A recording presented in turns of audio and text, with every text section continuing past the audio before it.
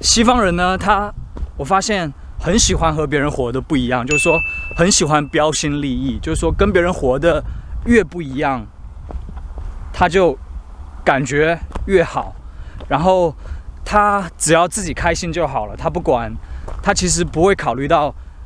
父母啊，或者是朋友啊，或者是社会对他的看法。他只要自己开心，然后吃饱喝足，然后按自己的想法活。我觉得很多人是这样的。然后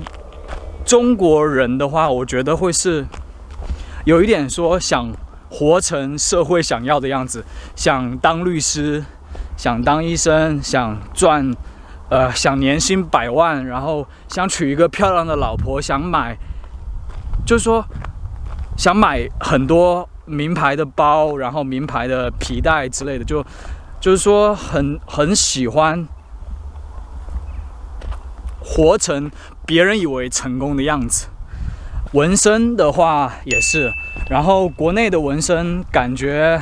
就像黑社会之类的，然后这边我发现纹身是一种时髦，是一种时尚，然后很多人纹身，尤其是爱尔兰人。如果你来这边的话，你会发现很多人其实把耶稣纹在自己的手臂上，然后耶稣的里面他会放那个小孩的名字，非常非常普遍。我看到很多爱尔兰人都纹耶稣，然后小孩的名字，或者是然后有的人会纹爸爸的名字，非常非常普遍。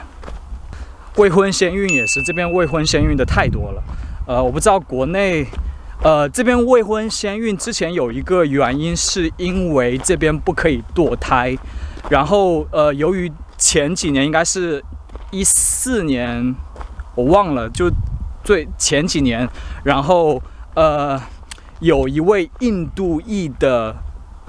爱尔兰人，然后他是在分娩的时候，由于这边不可以堕胎，然后造成了母女双亡，然后后来很多人去游行，然后最后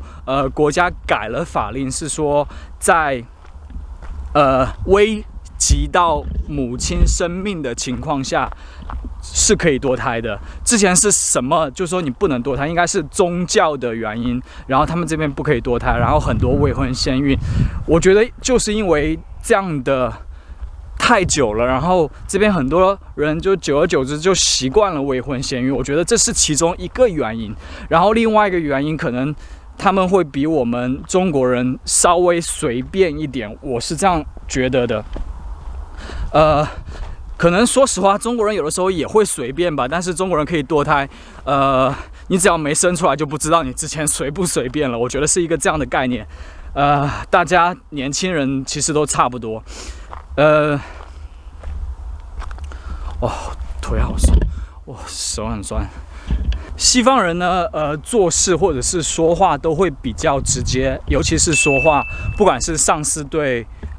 下属，还是情侣之间，他们都会比较直接，就说看不惯或者是不喜欢，或者是情侣之间吵架，他们会立马去解决问题，去点出问题，然后告诉你应该怎样改进，然后我们为什么会这样，会分析。但是我觉得东方人可能会受一点我们的儒家思想还好，还是你知道我们古代人的智慧还好，会有什么事不过三，然后要忍，然后什么忍之类的。就是说有些事情的话，我们会逃避，然后不会那么直接。这个也是有好有坏吧。我觉得中西文化，没有哪一边是好的，没有哪一边是坏的，只是说在某一个特定的社会背景下，它的这种方法更适合生存一点而已。我觉得是一个这样的概念。真的，我觉得说实话，有的时候我是现在比较倾向于说话直接、坦白一点。我觉得对于我的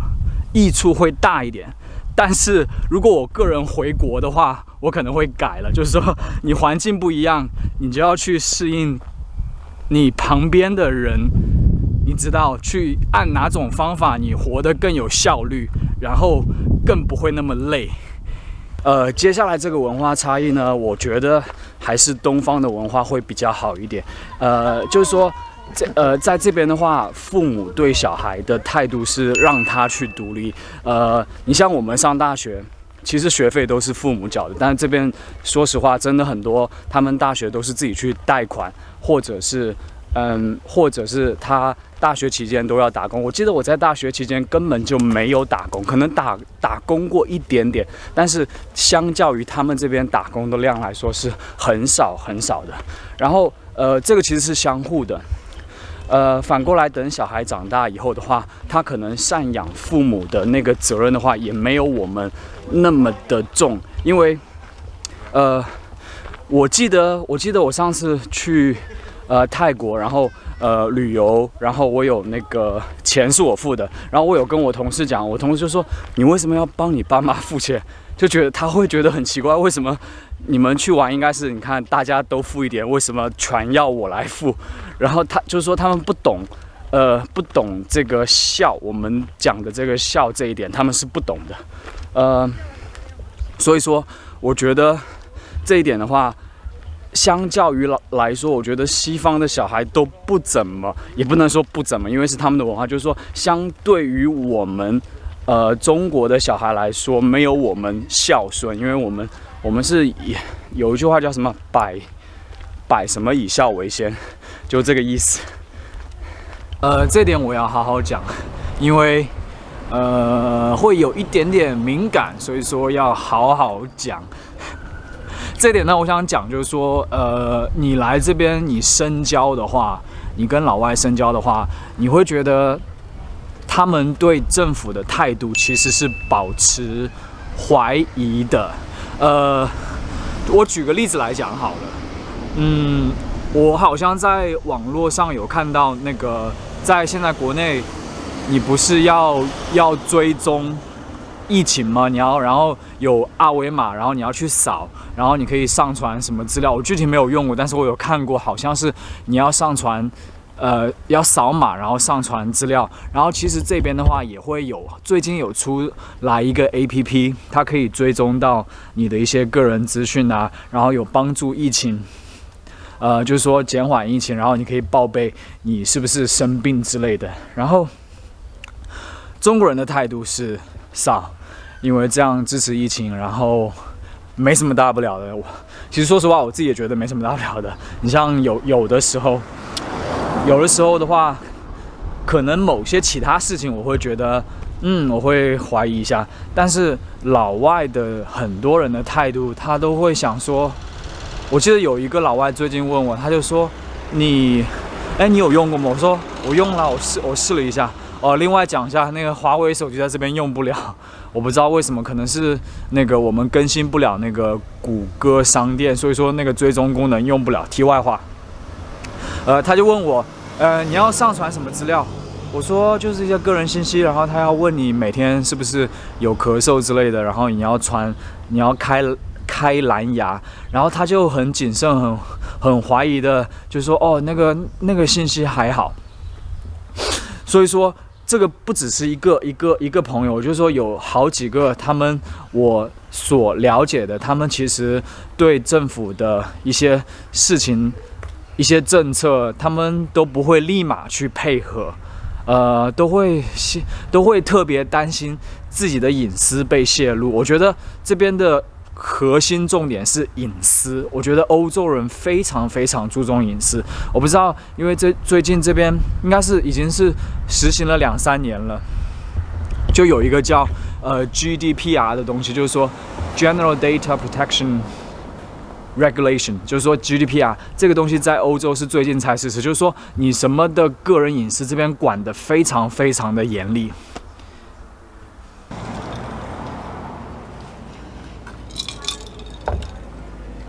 这一点呢，就是我想讲的中西文化不一样，就是 AA 制这个文化。其实，在国内或者是，其实在国外的话，如果是中国人一帮人出去吃饭的话，可能有的时候你会假装去上厕所，然后把单给买了，或者是你会找一个理由出去结单。我觉得中国人抢买单的这个文化非常非常的好，但是有人抢帮我买单就好。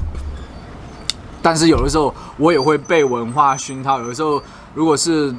陪中国人的话，如果是长辈或者是我觉得他对我有帮助的话，或者是装客气的话，我也会把单给买了。但是在这边的话，没有这个文化，基本上我和朋友出去吃饭，我记得刚开始的时候，就我刚开始我就吃完。然后，因为是最早来的时候，最开始来的时候，就大家吃完，我觉得我其实有点挺尴尬。我在想这个单怎么买啊？是怎么到现在还没有人抢着买单，或者是还没有人把单给买了？然后我就等他们反应，然后大家就很自然、很自如的就说，那个结账，然后账单来了以后，往桌上一摊，然后说。然后算你付13，你是用卡付还是用现金付？就是大家很自然的平摊，基本上不会有什么尴尬。我觉得为什么这个在国内出现不了，或者是现在也是这样，我其实都不知道现在国内是什么样子。但是我记得，之前我在国内的时候是好像。我是狮子座的人，我觉得我这个星座会比较喜欢抢买单的人，我就是说。我的感觉是，我这次买了，你下次买吧。就是说，大家抢来抢去有点不好看，这是我的一个感觉。就是反正大家是朋友，买了以后，下次你也要回来的，就很有点像结婚送礼金，就是说我这次送你，下次要送回来，就这种感觉，也没有说是要。白请吧，但是除非是对我非常重要的人，是或者是我很喜欢的人，我就请你就很乐意，那个是另外一回事。就是说你知道说请朋友啊，或者是请女朋友啊之类的，你很乐意请就请。但是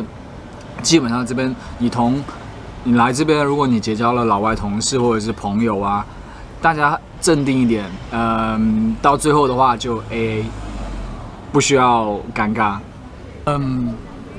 这一点呢，我觉得你一来的话，你会感到，你会觉得，你会真正理解到电视里面所说的西方人是今天用下个月的钱。因为我很多朋友，基本上，特别是其实是爱尔兰人，他们基本上就是说一发完工资，然后就会把工资用掉。就非常非常快，他们没有存钱的习惯。当然，也有一些老外的话，他们是存钱的，但是相较于我们来讲，我觉得我们中国人10个有9个是存钱的习惯，但是老外的比例大概10个可能有3到4个才会有存钱的习惯，所以说这个比例是很小的。就是说你会看到。你会看到有一件很好玩的事情，就是说在就是说在发工资的前几天，大家都会在那边聊天，在厨房说，其实最后就是说最后几天要吃罐头了，意思就是说他们最后几天的话，已经把上个月的用的差不多了，到最后几天就要变得非常非常的拮据，所以说是件非常好玩的事情。另外，其实他们很多老外我发现，就是说银行存款的话，可能你像我们几万、几十万都是。挺普遍的一件事情，但是老外的话，你能让他有几千或者是几十千，已经是非常非常好的事情。这个我觉得没有什么好不好的，一个是享受不享受的事情，因为可能他们很早买房，然后你知道每个月要付房租之类的，或者是他们很经常去外面度假，然后享受很多，所以说，我们说实话，你一存钱的话，你就没有机会去享受。所以，文化不一样吧。好了，今天这一期到这边结束。希望大家喜欢。这一期最重要的是，希望大家能够学到中西文化的不一样。我觉得还是我先前讲的，我觉得东方文化和西方文化没有哪一个更好，哪一个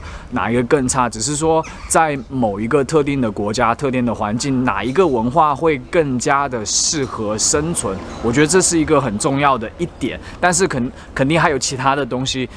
产生了这么多的文化。